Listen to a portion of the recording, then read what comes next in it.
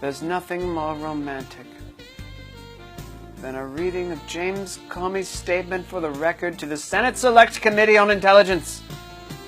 Today, we share that majesty with you, our Facebook viewers. Shall we begin? The President and I had dinner on Friday, January 27th at 6:30 p.m. in the Green Room at the White House.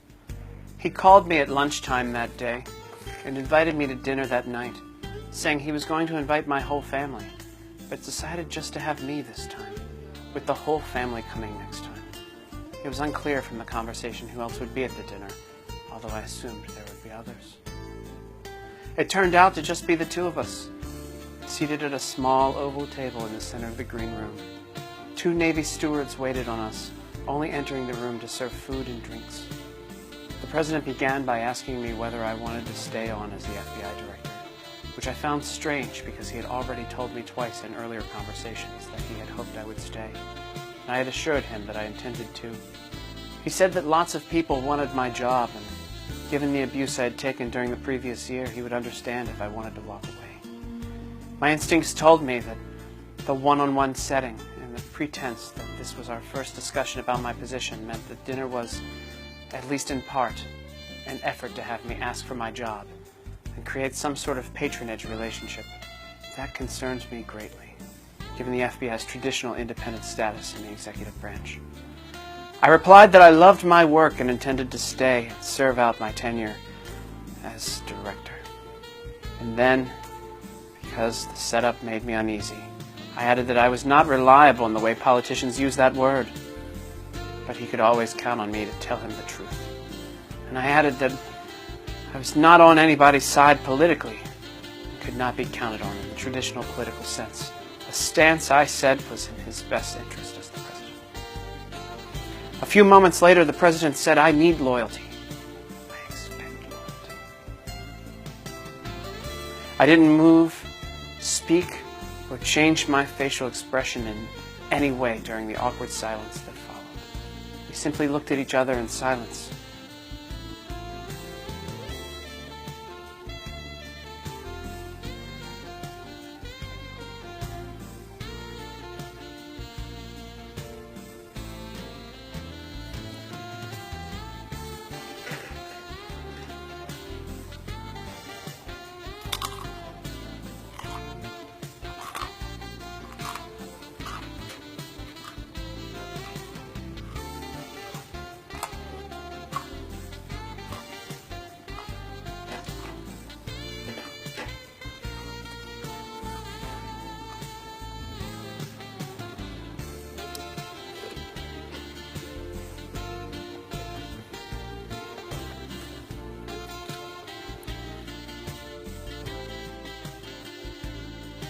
The conversation then moved on, but he returned to the subject near the end of our dinner.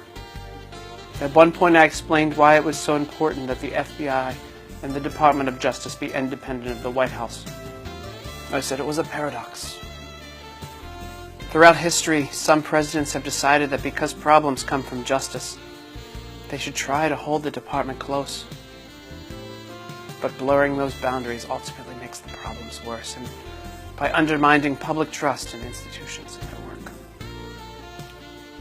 Near the end of our dinner, the President returned to the subject of my job, saying he was very glad I wanted to stay, adding that he had heard great things about me from Jim Mattis, Jeff Sessions, and many others. He then said, "I need loyalty," and I replied, "You will always get honesty from me." He paused and then said, "That's what I want. Honest loyalty." I paused and then said, "You'll get that from me." As I wrote in a memo I created immediately after the dinner, it is possible we understood the phrase honest loyalty differently. No shit, no. But I decided it wouldn't be productive to push it further. The term honest loyalty had helped end a very awkward conversation, and my explanations had made clear what he should expect. During the dinner, the President returned to the salacious material I had briefed him about on January 6th, and as he had done previously, expressed his disgust for the allegations and strongly denied them.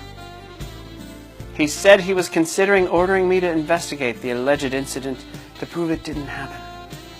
I replied that he should give that careful thought, because it might create a narrative that we were investigating him personally, which we weren't, and because it was very difficult to prove a negative.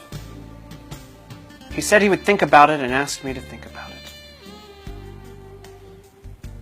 As was my practice for conversations with President Trump, I wrote a detailed memo about the dinner immediately afterwards and shared it with the senior leadership team of the FBI. This concludes the first edition of the James Comey Statement for the Record to the Senate Select Committee on Intelligence.